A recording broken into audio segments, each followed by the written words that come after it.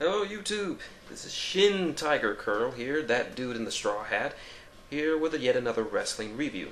I'm of course joined by my roommate and fellow wrestle friend, Joe. Say hi, Joe. He just had root beer. This root beer. Well, anyway, it's Friday night, and you know what that means. Time for some SmackDown. And not just any SmackDown. This is the 600th episode of SmackDown. And as such, before I begin, they played some very memorable clips of SmackDown from the first episode of SmackDown that took place in 1999, where The Rock took on Triple H for the world title, with Shawn Michaels as a special guest referee. I remember it very clearly. The second clip that they showed later on in the show was the SmackDown that happened after 9/11. Interesting note, it was the first live public gathering of an event of any kind that took place in America after 9/11. And it took place here in Houston, Texas, so that makes me a little bit proud. Yet another memory, which was a kind of a little tear-jerky for me, was Eddie Guerrero returning as world champion after he defeated Brock Lesnar around this time too. So that was nice to see Eddie again. Even Booker was getting a little bit choked up. And the last clip was probably one of the most hilarious beatdowns in the history of professional wrestling. The infamous beatdown at the Green Frog, where Stone Cold pretty much beat Booker T up and down a grocery store with everything from eggs to flowers to milk to coffee and whatever else he had on hand. But Booker was a good sport. He was actually laughing after that clip was played, along with Josh and Mike Cole. So it's nice to see that Booker has a sense of humor about that little incident, as we all did. But anyway, SmackDown starts with the 12-man tag team match, with all 12 of the participants for this Sunday's 2 Elimination Chamber matches. And the participants are, on one side, the World Champion Edge, Randy the Rapist Orton,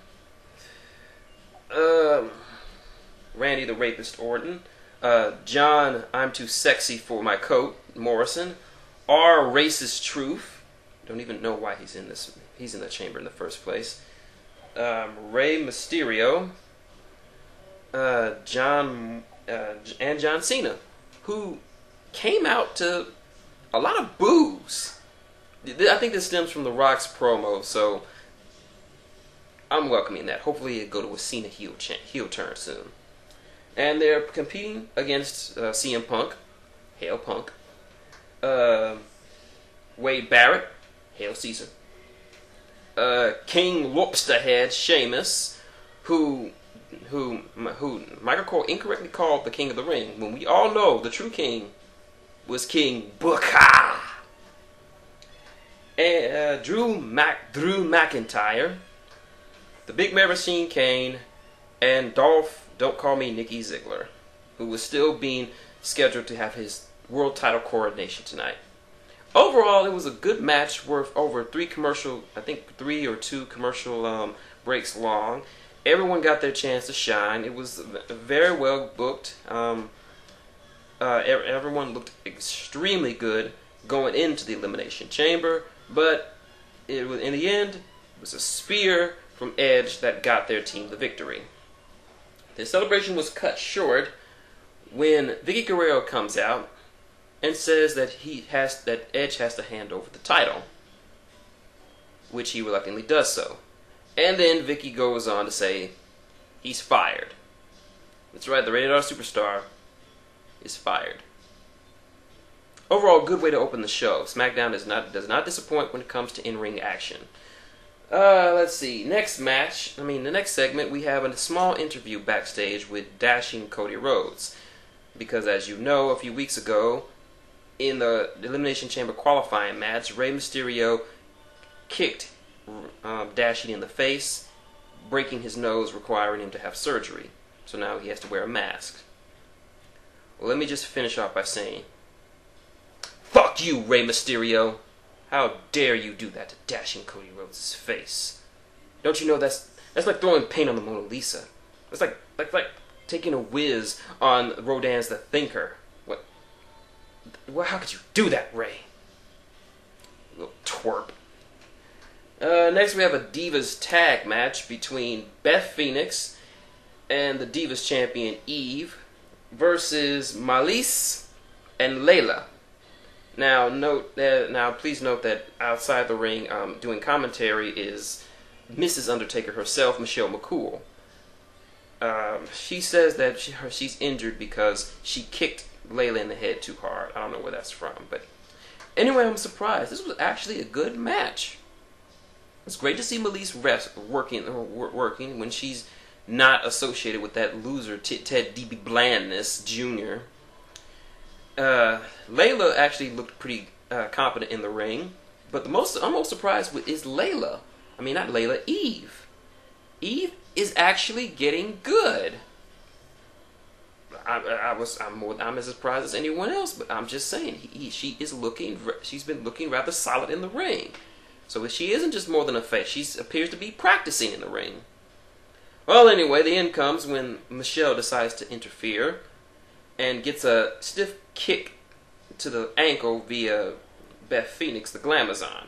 The ref is distracted, and both Malise and Layla cross-kick Eve in the face, allowing them to pick up a pin. Although why Layla was stroking Eve's face while she was covering her, I don't know, but I liked it. And so did Joe.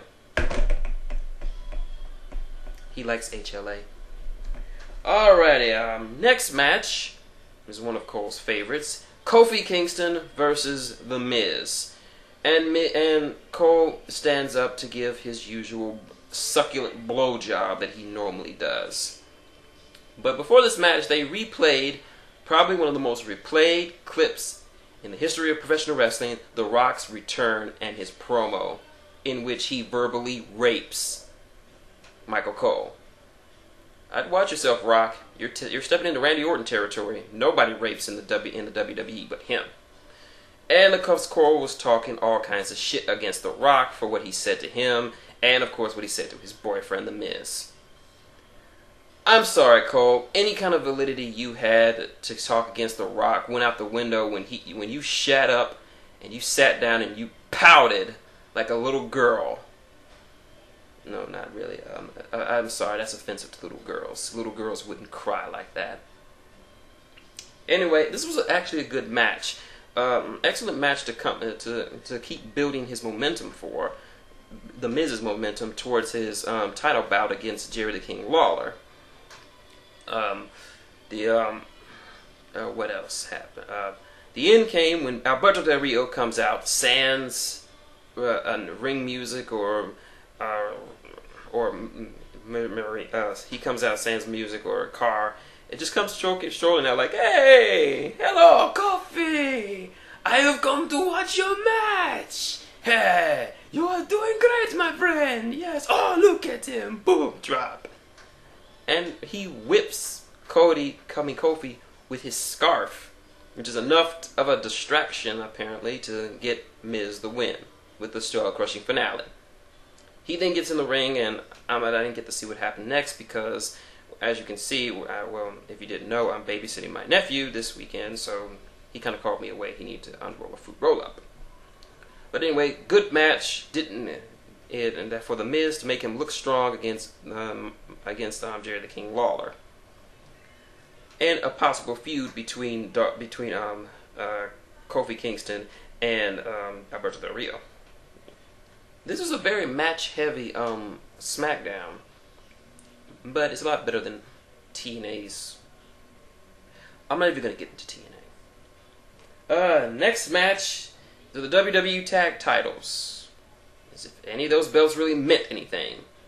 As the core members, Heath Don't Call Me Wendy Slater and Justin African Bruce Lee Gabriel, take on Vladimir Kozlov and Santino Marella.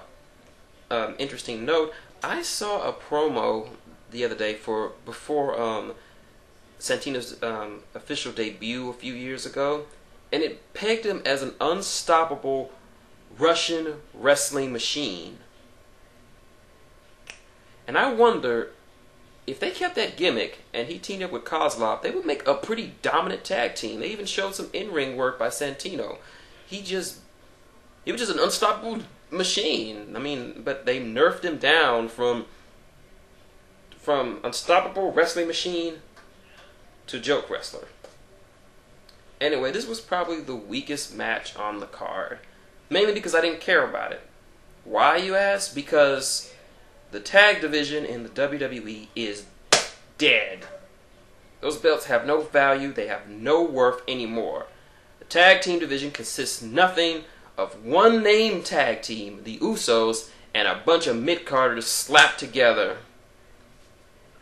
A bunch of mid-carders do not a tag team division make. Take some notes from ROH WWE. This is the only problem I have with you. Get some name tag teams up in there. So anyway, the end comes when, well, before Santino goes for the Cobra and buries Nexus buries the core even down further than they usually are. Barrett and Ezekiel Jackson storm the ring and they beat the crap out of them. So, hold on. That's a good root beer. So anyway, they're beating them down. And then the Big Show steamrolls to the ring. And unlike weeks prior, he does not go down into the Core's beatdown tactics. Then he wants to bring, he begs Ezekiel Jackson to get into the ring so they can have a real one-on-one. Ezekiel Jackson's like, okay, we're gonna do this another time. yeah, we're gonna do this another time. Yeah, oh yeah, we're gonna do this another time. And he backs off. And like I said, that was the weakest match on the card. The final segment comes for Dolph's coronation as World Heavyweight Champion. I can't believe that this has actually happened. Dolph Ziggler, aka Nikki, former member of the Spirit Squad, is World Heavyweight Champion. I don't know whether to be happy or sad, but it's just something that no one ever thought they'd see. Not that Dolph is bad in the ring. He's a very great in-ring talent, but it's still unbelievable. A member of the Spirit Squad, as world champion? Wow. So anyway, before he can celebrate, before he's like, this title is mine forever,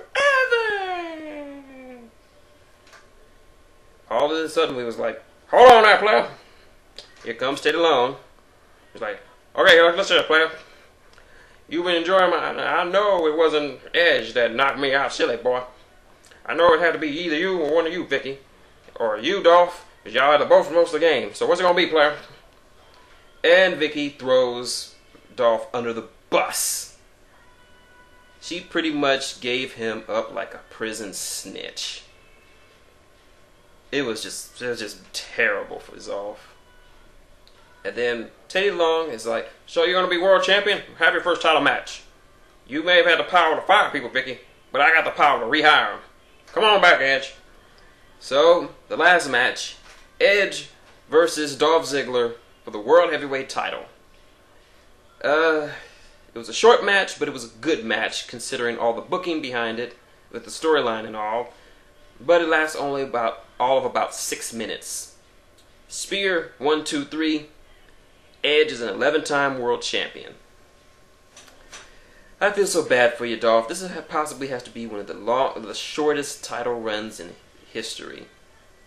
This is even shorter than Kane's first title run, and that only lasted 24 hours. Yours lasted 6 minutes. Poor Dolph. Well, anyway, Teddy Long's not done, and he says, okay, look at here, player. Since you attacked me, just let you know, you're fired. And so, Dolph Ziggler is fired. He went from World Heavyweight Champion to jobless in a span of 7 minutes. That's gotta be a record. And of course, Edge, like being the opportunistic asshole that he is, rubs it in both Vicky and Dolph's face as he sings the goodbye song. You know, na na na na na na na na, hey hey hey, goodbye. And so Edge gets his title back as he's going to WrestleMania and hopefully face Del Rio, if he can hold on to it. And that was SmackDown. Overall, it was a good one. Not as good as Raw, but it was good in its own way. The matches were good. Promos were okay. I particularly liked Dashing's little gimmick. The tag title match was throwawayable and really didn't mean anything in the long run. And the situation and the storyline between Ziggler and Edge wrapped up pretty nicely. But this also begs the question, who will take Ziggler's place in the Elimination Chamber? I mean, the SmackDown, unlike Raw, SmackDown actually has a pretty good mid-cards. So it could be anyone from Kofi, let's see, well, Kofi is the first one to come to mind, so it could be anyone, and I'd be happy to see pretty much anyone take that spot.